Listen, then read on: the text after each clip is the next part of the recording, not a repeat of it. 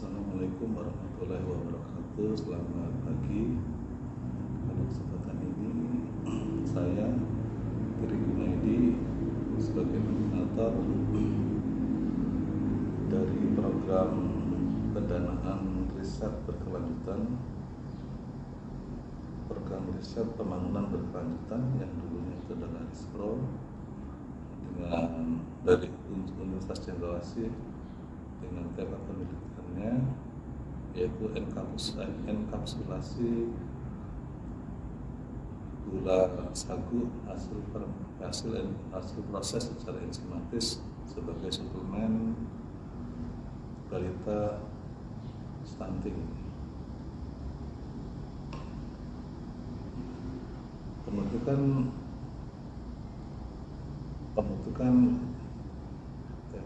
gula enkapsulasi gula sagu ini dilakukan melalui proses enzimatis, yaitu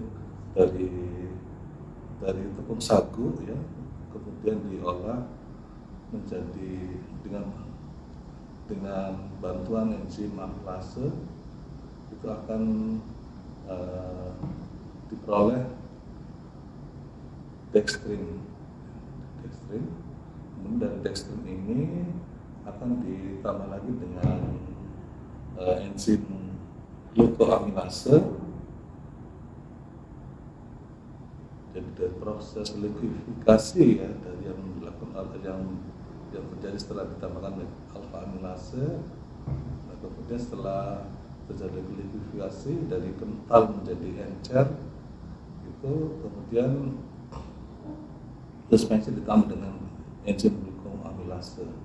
Enzim glukoamilase ini akan mengubah dari dextrin menjadi glukosa dan rasanya akan menjadi manis dan terbentuk seperti ini adalah sirup glukosa sagu. Nah, sirup glukosa sagu ini kadar airnya masih tinggi sehingga tingkat kemanisannya masih sekitar 20% break. Nah, untuk mendapatkan tingkat kepekatan yang tinggi, kita menggunakan evaporator. Selanjutnya evaporator akan menjadi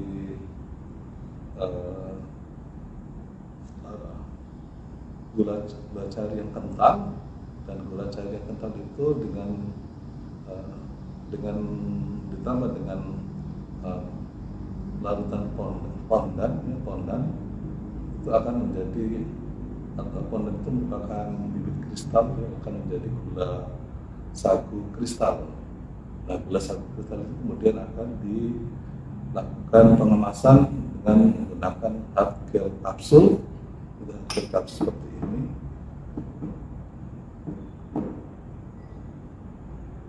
Hard gel kapsul ini ya.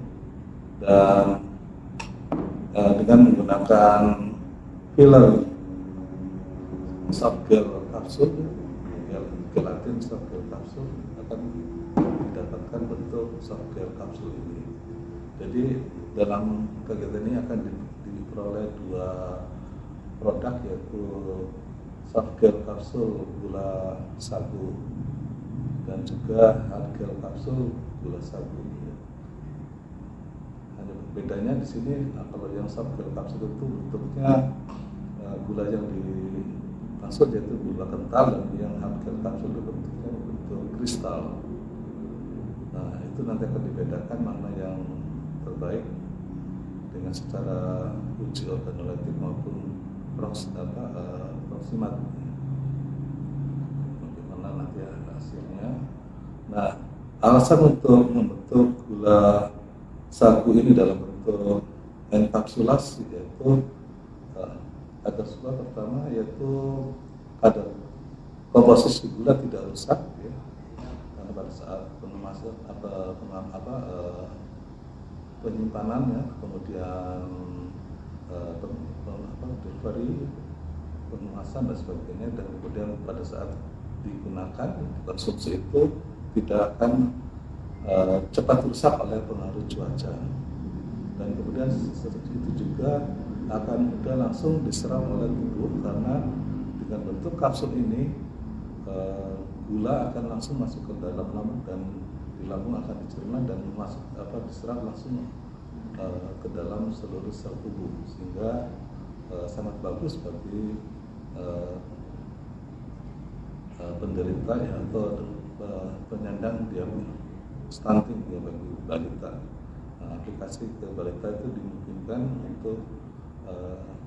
untuk menjadikan anak tersebut akan menjadi lebih bergairah lagi, karena gula sagu ini juga merupakan sumber energi yang mudah diserap, sehingga dengan bertambahnya energi di dalam tubuh itu akan menjadi aktivitasnya akan menjadi bertambah ya, tidak lemas dan tidak kurang bergairah. Dengan ini mudah-mudahan dapat menjadi lebih bergairah lagi dan pertumbuhannya pun akan lebih cepat lagi. Nah, dalam penelitian ini kami dibantu oleh tim, yaitu tim dari teknologi pangan, yaitu Saudari Nurlita, kemudian dari akuntansi yaitu Saudari Minat Asnawi, dan kemudian dari kesehatan, dari BRIN Kesehatan yaitu Saudari Mirna Widiati, dan untuk kelancaran dari proses pengurusan dan kemudian ini dengan mitra ya, hubungan dengan mitra utama maupun mitra tambahan itu dilakukan oleh Ibu Rose Tanjung ya sebagai penanggung jawabnya. Nah,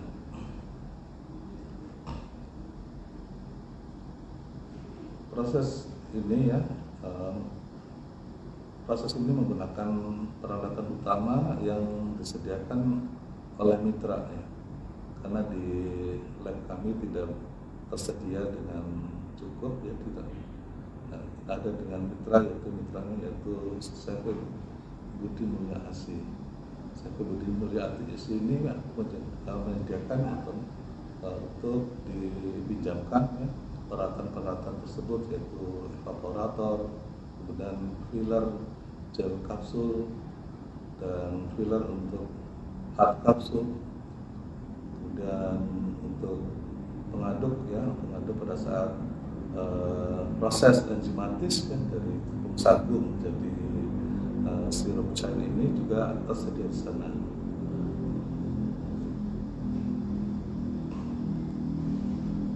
Diharapkan kedepannya selain sebagai suplemen juga sebagai pengganti gula yang gula tebu ya.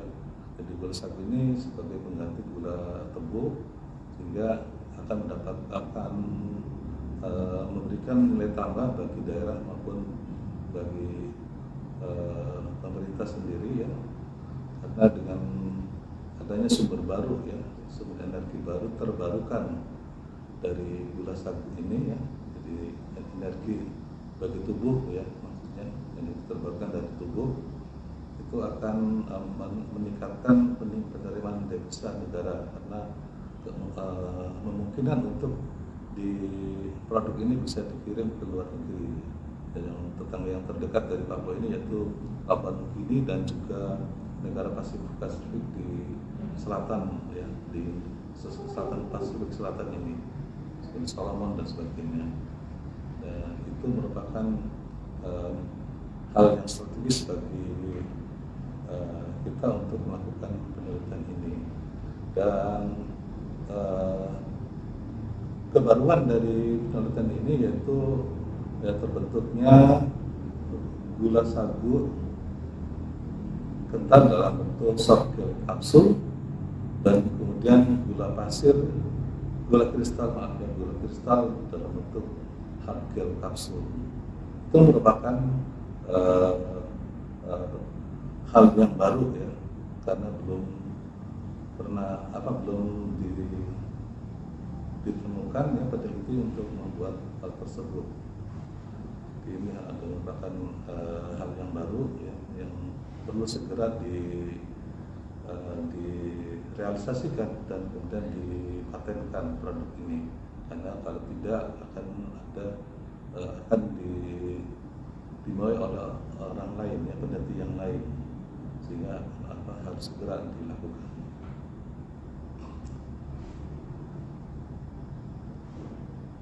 Nah, dalam kesempatan ini ya, jadi tepung sagu itu menyediakan akan menjadi gula sagu yang satu sumber energi yang berkelanjutan ya, dan terbarukan. Kenapa begitu? Karena kita tahu bahwa sagu itu ya, tanaman sagu itu berkembang biak dengan menggunakan tunas, sehingga tidak mesti harus menanam kembali ya, dengan menggunakan bijinya dan sebagainya.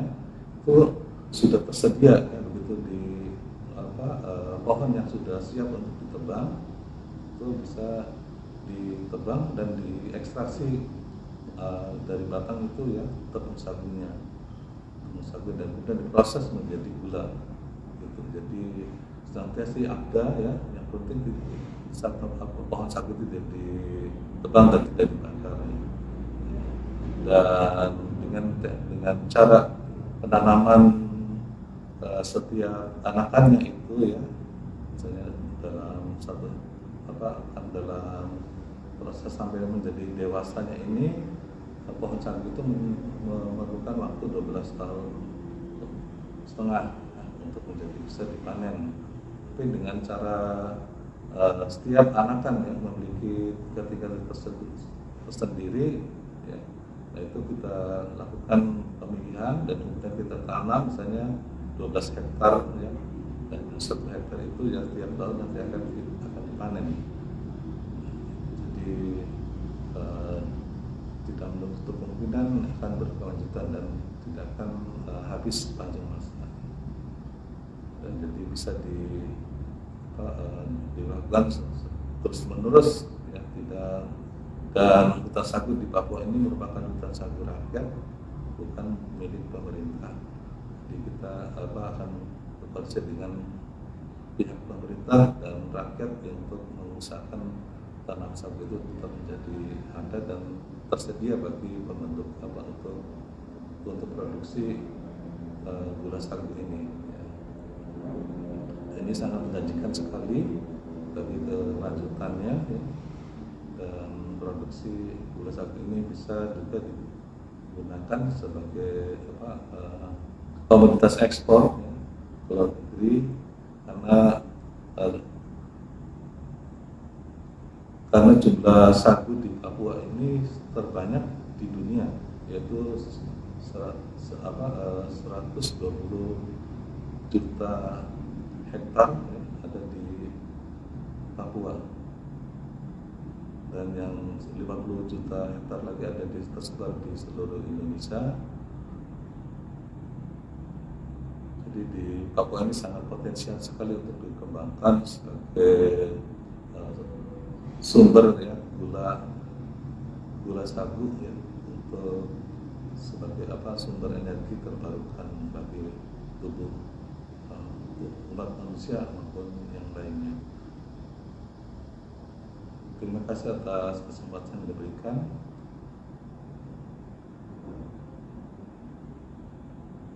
Sekian.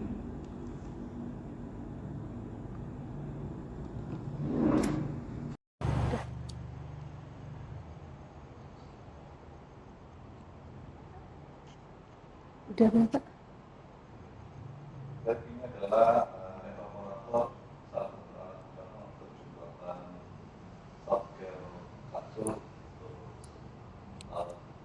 gula cair dari tepung sagu, dan kemudian ini adalah alat untuk membuat softgelnya, softgel kapsul dari ini gula sagunya. Ini adalah alat utamanya. Nanti akan menghasilkan suatu produk. Produknya berupa ini yang sudah dibuat, itu berupa yang telah dibuat. Ini adalah softcare-nya. Ini adalah salah satu bentuk dari softcare, itu dari kapsul minyak buaya yang dilakukan, yang telah dibuat oleh mitra kami, yaitu CP Budi Buaya Asih. Ya, ini adalah softcare kapsul bentuknya dengan produk kapsul crocodile oil. Kemudian selain itu juga CP Budi Buaya Asih juga membuat softgel kapsul sari buah merah. Sari buah merah yang sudah terkenal produknya. Ini softgel kapsul. Nah, itu yang akan kita produksi terdapat gula sapi itu dalam bentuk softgel kapsul yang akan diaplikasikan untuk mengatasi varietas stunting di Papua. Dan untuk membuat hard gel kapsul itu adalah khusus yang nanti akan kita perlihatkan selanjutnya. Ya.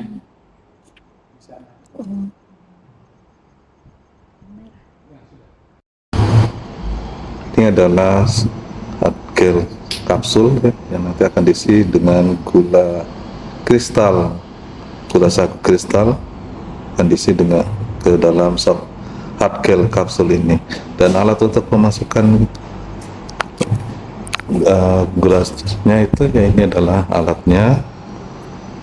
Ini adalah dalam proses pengisiannya.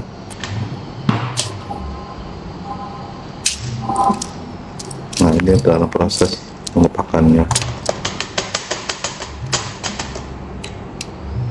Nah, ini sudah tinggal kemudian mengisi. Ini masih semi manual ya.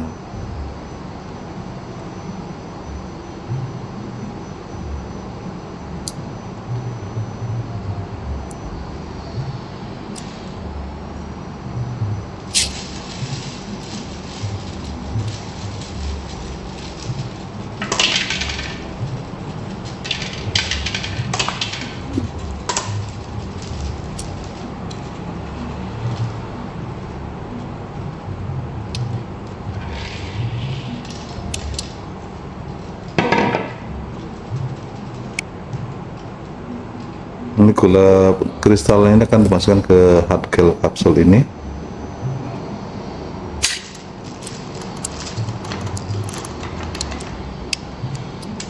Alat ini bisa mengemas ya, gula kristal ini dengan jumlah sekitar 100 kapsul ya.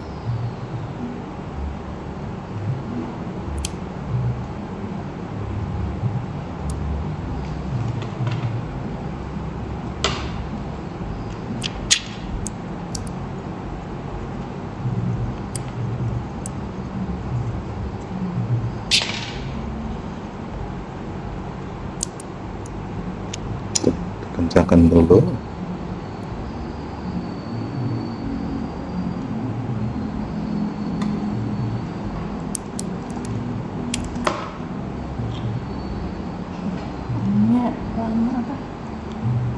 Lama jadi isinya Karena kapsulnya rusak.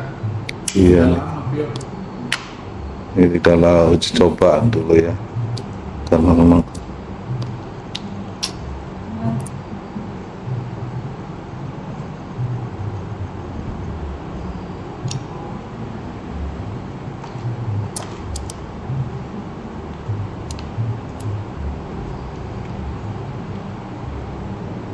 ini untuk pembuatannya akan digunakan yang otomatis ya. Ini ada caranya saja ya, untuk contoh ya, contohnya adalah alat untuk pengisi gula kristal ya ke dalam kapsulnya, untuk target kapsulnya itu. Terima kasih. Dan ini adalah teman kami ya, mitra kami, yaitu dari CV Budi Muljalsi, itu direkturnya itu Bapak Budi Imade Budi ya, penemu buka merah. Ya, beliau ini menyesuaikan berbagai macam produk ya yang berbasis pada sumber daya hayati ya di Papua, ya, dengan berbagai macam produk yang telah dihasilkannya. Yang paling terkenal yaitu sari buah merahnya, ya, yaitu produk unggulannya, dan banyak sekali mesin-mesin dan peralatan yang telah dibuatnya, ya, yang telah dimodifikasi dan sebagainya. Demikian, terima kasih. Ini adalah tempat pembuatan mesin-mesin.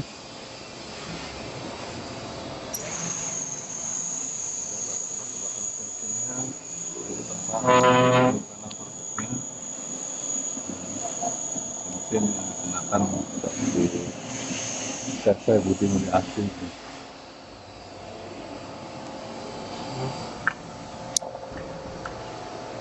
Ini tempat usahanya juga.